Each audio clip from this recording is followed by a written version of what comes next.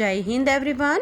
ओम सर्वे भवन्तु सुखिनः, सर्वे सन्तु निरामया, सर्वे भद्राणि पश्यन्तु, मा कश्चित् दुःखभाग् भवेत्। ओम शांति शांति शांति। इस श्लोक का अर्थ है सभी सुखी होवे, सभी रोग मुक्त रहे, सभी मंगलमय घटनाओं के साक्षी बने और किसी को भी दुख का भागी ना बनना पड़े। जय हिंद बच्चों, मैं आपकी हिंदी टीचर कंचन। आज मैं आपको आपकी हिंदी व्याकरण का पाठ 14 विराम चिन्ह समझाने वाली हूँ और पढ़ाने वाली हूँ। बच्चों, यह चैप्टर हम क्लास में तो कर चुके हैं, लेकिन इसका वीडियो मैं अब आपको भेजने वाली हूँ, ठीक है। तो जो बच्चे अब्सेंट थे क्लास में, जो बच्चे क्लास में नहीं आए थे और जो बच्चे क्लास में होते हुए भी ध्यान नहीं दे रहे थे, वो यह वीडियो देखकर समझ सकते हैं। तो बच्चों, शुरू करते हैं। जब हम बातचीत करते हैं तो बीच बीच में सांस लेने के लिए, किसी शब्द या कथन पर बल देने या समझने के लिए रुकना पड़ता है। किसी शब्द या कथन पर, कथन मतलब होता है सेंटेंस और शब्द मतलब होता है वर्ड्स।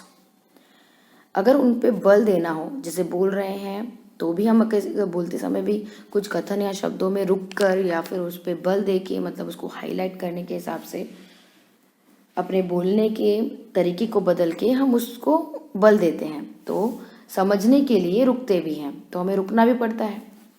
इस रुकने को विराम कहते हैं। इस तरह से हम जब रुकते हैं तो उसे हम क्या कहते हैं? विराम। विराम का अर्थ है रुकना या विश्राम करना। तो हमारे शब्दों को बोलने में और लिखने में जब हम विराम लगाते हैं, विश्राम कराते हैं, तो हम उन्हें विराम चिन्ह लगाते हैं। जैसे इनके प्रयोग से लिखित भाषा स्पष्ट और प्रभावपूर्ण बन जाती है। प्रभावपूर्ण मतलब कि पढ़ने में इंटरेस्ट आता है, और स्पष्ट मतलब कि बहुत इजीली हम उसे समझ पाते हैं कि कहाँ पर क्या समझना और क्या हाईलाइट करना है। जैसे कि अब ये ब्लू बॉक्स में जो है, आप इसको रीड कीजिए। वाक्य बोलते समय या लिखते समय विराम चिन्ह को प्रकट करने वाले चिन्हों को विराम चिन्ह कहते हैं। कुछ विराम चिन्ह जो प्रमुख हैं वो इस प्रकार हैं। ये प्रमुख हैं इसलिए आपकी बुक में दिए हैं। जैसे पूर्ण विराम। पूर्ण विराम वाक्य की समाप्ति पर लगाया जाता है। उदाहरण के लिए, आज ठंडी हवा चल रही है, पूर्ण विराम। यह मेरी पुस्तक है, पूर्ण विराम। मतलब कि वाक्य आपने पूरा कर लिया, आप उस वाक्य के बाद कुछ और नहीं बोल रहे हैं। तो जब वाक्य पूरा हो जाता है आपके मुख से बोला हुआ और लिखा हुआ, तब हम पूर्ण विराम लगाते हैं, ठीक है। लिखने के बाद पूर्ण विराम कि हमारा वाक्य पूरा हो गया है, पूरा हो गया है, पूर्ण विराम। अल्प विराम मतलब आधा।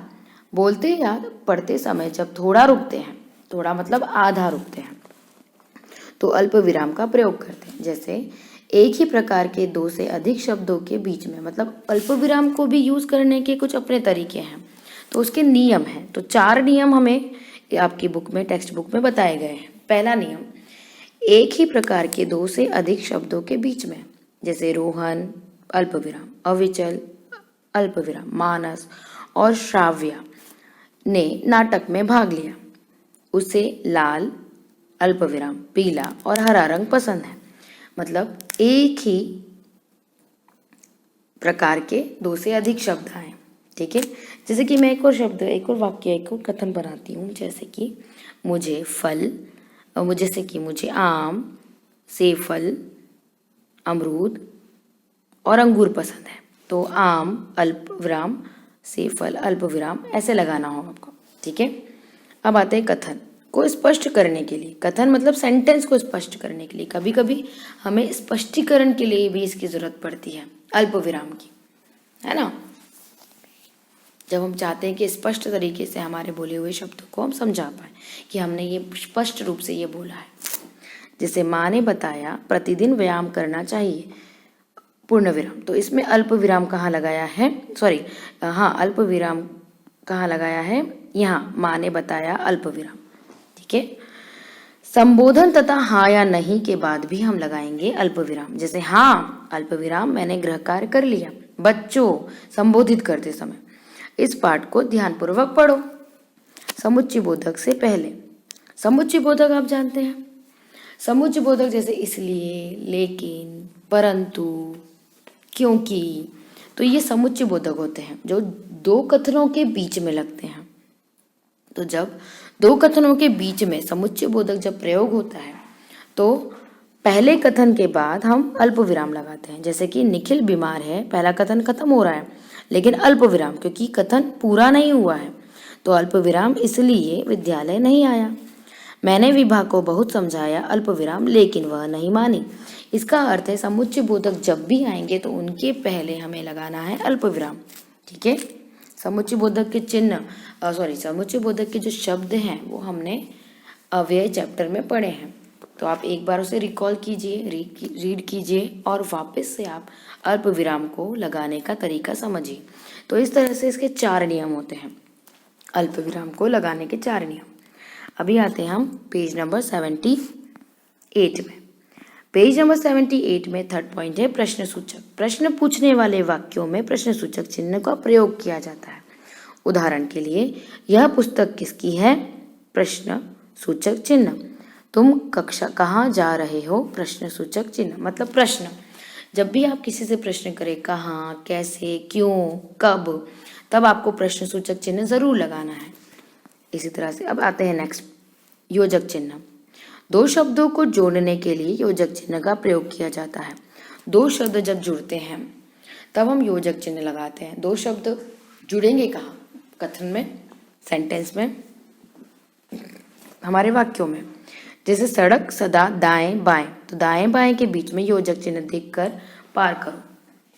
अपने आसपास योजक चिन्ह के साथ, की जगह को साफ सुथरा योजक चिन्ह के साथ रखो। तो आसपास के बीच में योजक चिन्ह, साफ सुथरा के बीच में योजक चिन्ह, मतलब कि 2 शब्दों को जोड़ने के लिए हमने योजक चिन्ह पुट किया है। ठीक है। अब आते हैं हम पेज नंबर पॉइंट 5 में, लाघव चिन्ह। जब किसी शब्द को संक्षिप्त, मतलब कि फुल फॉर्म को शॉर्ट फॉर्म में लिखते हैं, संक्षिप्त करके लिखते हैं, तो उसे दर्शाने के लिए लाघव चिन्ह का प्रयोग किया जाता है। ये दर्शाने के लिए कि हमने फुल फॉर्म को शॉर्ट फॉर्म किया है तो हमें लाघव चिन्ह लगाना बहुत ज़रूरी है। जैसे कि मुन प्लस प्रेमचंद। मुन प्रेमचंद हिंदी के महान साहित्यकार थे, तो हम इसे मुन नहीं पढ़ेंगे क्योंकि इसमें लाघव चिन्ह लगा है, तो हम पढ़ते समय तो पूर्ण पढ़ेंगे, पूरा पढ़ेंगे। मुंशी प्रेमचंद हिंदी के महान साहित्यकार थे। जैसे पंडित नेहरू बच्चों को बहुत प्यार करते थे। लिखेंगे तो हम लाघव चिन्ह के साथ, किंतु बोलेंगे हम पूर्ण शब्दों के साथ। अब आ जाइए 6th में, उद्धरण चिन्ह। किसी बात को ज्यों का त्यों, मतलब जैसा वो बोला जा रहा है वैसा लिखने के लिए हम उद्धरण चिन्ह का प्रयोग करते हैं, जिसे हम बोलते हैं इन्वर्टेड कॉमा। ठीक है। उदाहरण के लिए, तुम मुझे खून दो, मैं तुम्हें आज़ादी दूंगा। इन्वर्टेड कॉमा के अंदर लिखा है। इसका मतलब ये है जो के त्यों बोले हुए शब्द। अंग्रेजों भारत छोड़ो, ये भी जो के त्यों बोले हुए नारा है, तो अंग्रेजों भारत छोड़ो को भी इन्वर्टेड कॉमा लिखेंगे। मतलब जो कि नारे हों वो भी, और जो कि आपके शब्द से, आपके मुंह से बोले हुए शब्द हों वो भी। ठीक है। तो जो का त्यों लिखने के लिए उद्धरण चिन्ह का प्रयोग। अब आते हैं विस्मय सूचक चिन्ह। खुशी, दुख, भय, आश्चर्य आदि भावों को प्रकट करने के लिए हम विस्मय आदि सूचक चिन्ह या शब्दों के बाद, विस्मय आदि सूचक शब्दों के बाद हम विस्मय सूचक चिन्ह का प्रयोग करते हैं। जैसे कि विस्मय आदि सूचक शब्द हम जानते हैं क्या क्या है, हमने ये भी हमारे प्रीवियस चैप्टर में रीड किया है। जैसे अरे विस्मय सूचक चिन्ह, तुम कब आए। वाह विस्मय सूचक चिन्ह, कितना सुंदर चित्र है। ठीक है बच्चों। अब आ जाइए हंसपद में। हंसपद कुछ नया है। हंसपद मतलब कि जो कि आप कभी कभी कोई शब्द किसी सेंटेंस में लिखना भूल जाते हो, किसी कथन में, किसी वाक्य में लिखना भूल जाते हो, तो आप एक एरो लगाते हो और उस एरो को ऊपर की तरह इशारा करते हो और वहाँ ऊपर जो शब्द है, कथन है, उसके ऊपर लिख देते हो। इस तरह से आपको हंसपद हिंदी में लगाना है। लिखते समय जब कोई शब्द छूट जाए, मतलब लिखने से छूट जाए, तो हंसपद चिन्ह लगाकर उसे लिखते हैं। उदाहरण के लिए कल हम लोग देखिए हंस पद लगाए और पिकनिक पर जा रहे हैं। दिल्ली भारत हंस पद की राजधानी है। तो हंस पद का चिन्ह लगा के हमने वो शब्द के अपूर्ण मतलब छूटे हुए शब्दों को लिखकर उस शब्द को पूरा कर लिया, उस वाक्य को पूरा कर लिया है। ठीक है, तो इस तरह से 8 पॉइंट हुए। इसी चैप्टर में ये सिर्फ 8 इंपॉर्टेंट पॉइंट दिए हुए हैं, लेकिन कुछ अन्य मैं आपको समझाना चाहती हूँ। तो अन्य समझाने से पहले हम ये ग्रीन बॉक्स रीड करेंगे। ग्रीन बॉक्स, अब तक हमने सीखा पढ़ते लिखते और बोलते समय जब हम बीच में रुकना पड़ता है, जब हमें बीच में रुकना पड़ता है तो इस विराम को दर्शाने के लिए प्रयोग किए जाने वाले चिन्हों को विराम चिन्ह कहते हैं, ठीक है। अब आइए विराम चिन्हों को समझने के लिए हम उसके अर्थ में भी जाएंगे कि हम उसको इंग्लिश में क्या बोलते हैं, क्योंकि हम जिन चिन्हों को इंग्लिश में अब तक यूज कर रहे हैं हम उनके हिंदी शब्द भी जान रहे हैं। जैसे कि पाठ 14 में मैंने आपको यही चिन्ह लिखने के लिए दिए थे FNB में, याद है? पाठ 14 विराम चिन्ह और उनके इंग्लिश में नाम, जैसे पूर्ण विराम को फुल स्टॉप कहते हैं, अल्प विराम को हम कॉमा बोलते हैं, प्रश्न सूचक को हम क्वेश्चन मार्क, योजक चिन्ह को हाइफन कहते हैं, हाइफन मार्क, ठीक है, योजक चिन्ह दो शब्दों को जोड़ने के लिए। लाघव चिन्ह को हम एब्रेविएशन कहते हैं, एब्रीविएशन साइन। उद्धरण चिन्ह को हम इन्वर्टेड कॉमा कहते हैं। विस्मय सूचक चिन्ह को एक्सक्लेमेशन मार्क और इंटरजेक्शन साइन कहते हैं। हंस पद को हम ऑब्लिवियन साइन कहते हैं, और जिसको हम हंस पद या त्रुटिपूर्वक चिन्ह भी कहते हैं। त्रुटिपूर्वक मतलब त्रुटि से, भूल से कुछ चीज लिखना, कुछ शब्द लिखना भूल जाए तो हम हंस पद लगाएंगे, त्रुटिपूर्वक चिन्ह, ठीक है। अब आते हैं नेक्स्ट पेज में मैंने आपको कुछ अन्य विराम चिन्ह दिए हैं जो कि आपको इस टेक्स्ट बुक में नहीं आए हैं, लेकिन आपको समझना उपयोगी है। जैसे कि अर्धविराम को हम बोलते हैं सेमी कॉलन अर्धविराम, जिसमें एक डॉट और एक कॉमा होता है। कोष्टक मतलब ब्रैकेट। देखिए बच्चों, कोष्टक हम कब लगाते हैं वो मैं आपको बताती हूँ। कोष्टक वाक्य के बीच में आए कठिन शब्दों का अर्थ लिखने के लिए होता है। जैसे कि वाक्य के बीच में कोई कठिन शब्द आ गया है और मैं चाहती हूँ कि उस कठिन शब्द का अर्थ आप जान सको, तो मैं वाक्य के बाद ही कोष्टक लगा के उसका अर्थ लिख दूंगी और कोष्टक बंद कर दूंगी, और हमारा जो सेंटेंस है वो कंटिन्यू रहेगा, ठीक है। तो वाक्य के बीच में किसी कठिन शब्द का अर्थ बताने के लिए हम कोष्टक यूज करते हैं, जिसे हम ब्रैकेट बोलते हैं इंग्लिश में। अब आते हैं निर्देशक चिन्ह को इंग्लिश में डैश कहते हैं। जैसे कि मानकर चलिए हमें किसी चीज को निर्देश देना हो, हमें किसी चीज का निर्देश देना हो या विवरण करना हो, उसको डिस्क्राइब करना हो, तो हम वहां पर निर्देशक चिन्ह लगाएंगे। विवरण चिन्ह भी बोलते हैं इसे, डैश को हम क्या बोलते हैं, विवरण चिन्ह भी। ओके, अब हम आते हैं विवरण चिन्ह को हम किसी सूचना को देने के लिए भी यूज करते हैं, हम निर्देश देने के लिए भी यूज करते हैं, और हम डेफिनेशन देने के लिए भी यूज करते हैं। जैसे हमने लिखा डेफिनेशन का, हम कोई किसी चीज का परिभाषा देना चाहते हैं, तो जैसे कि मुझे विराम चिन्ह की परिभाषा देनी है तो मैं बोलूंगी विराम चिन्ह डैश, तो विराम चिन्ह निर्देशन चिन्ह, विराम चिन्ह के बाद निर्देशक चिन्ह लग जाएगा और उसके बाद हम विराम चिन्ह की डेफिनेशन परिभाषा लिख सकते हैं। अब आते हैं तुल्यता सूचक चिन्ह, इसको बोलते हैं इज इक्वल टू। अब ये इज इक्वल टू क्या होता है, ये जो हम बार बार लगा रहे हैं सभी जगह पे, इसको बोलते हैं तुल्यता सूचक चिन्ह, जो तुलना करता है। उपविराम मतलब कि कॉलन। रेखांकन चिन्ह मतलब कि अंडरलाइन। जब भी आप कोई शब्द, कोई वाक्य, कुछ भी लिख रहे हैं, अगर उसके नीचे अंडरलाइन करते हैं तो उसको बोलते हैं रेखांकन चिन्ह। रेखांकित करो, ठीक है, रेखांकित करो मतलब अंडरलाइन करो, रेखांकित चिन्ह। ये होता है नीचे, किसी वाक्य शब्द के नीचे लगता है तो उसको अंडरलाइन कहते हैं, ठीक है मेरे बच्चों। तो ये आपको मैंने समझाने के लिए कुछ अन्य विराम चिन्ह बताए हैं। अब हम आते हैं इस चैप्टर के एक्सरसाइज में। बच्चों ये सोचने और समझने वाली बात है मौखिक, इसको आपको सोचना है और बताना है। मान लीजिए आप पत्र लिख रहे हैं, यदि पत्र लिखते समय आपने उचित विराम चिन्हों का प्रयोग नहीं किया तो क्या होगा? ऑब्वियस है, अगर आप पत्र लिखते समय विराम चिन्ह का प्रयोग नहीं करेंगे तो आपको क्या होगा? पत्र समझ नहीं आएगा और वाक्य अस्पष्ट होंगे, उनके अर्थ में भी अंतर आ जाएगा।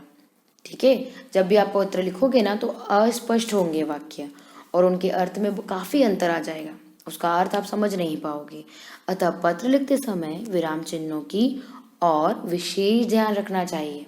ठीक है, अब हम आते हैं प्रश्न 2 में। नीचे दिए वाक्यों में उचित विराम चिन्ह लगाइए और विराम चिन्ह लगाने के लिए रंगीन पेंसिल का प्रयोग कीजिए।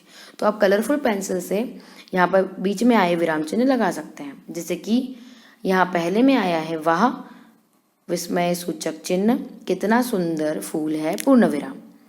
दूसरे में अहमदाबाद में आप कहाँ रहते हैं पूर्ण विराम प्रश्न चिन्ह आएगा। आम लीची अल्प विराम, खरबूजा और तरबूज गर्मियों के फल हैं पूर्ण विराम। यहाँ पर अल्प विराम और पूर्ण विराम आएगा। रीना और अनन्या एक ही कक्षा में पढ़ती हैं पूर्ण विराम, यहाँ सिर्फ पूर्ण विराम।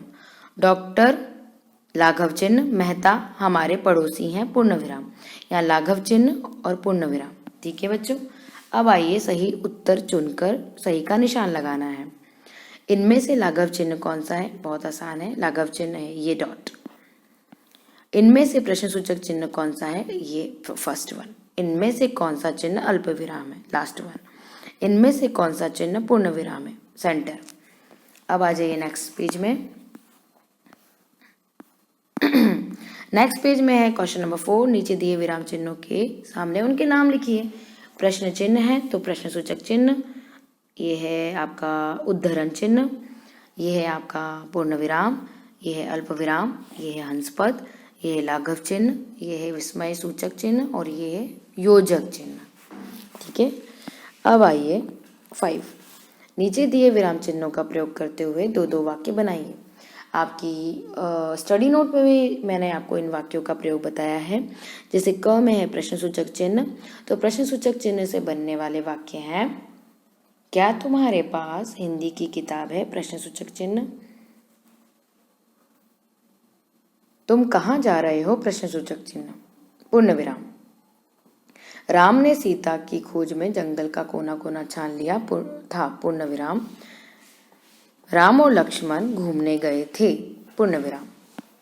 अल्प विराम, इसमें नीचे हमें अल्प विराम मतलब कॉमा लगाना है। नानी बाजार से फल सब्जी और अचार लाई, तो नानी बाजार से फल अल्प विराम सब्जी और अचार लाई थी, पूर्ण विराम।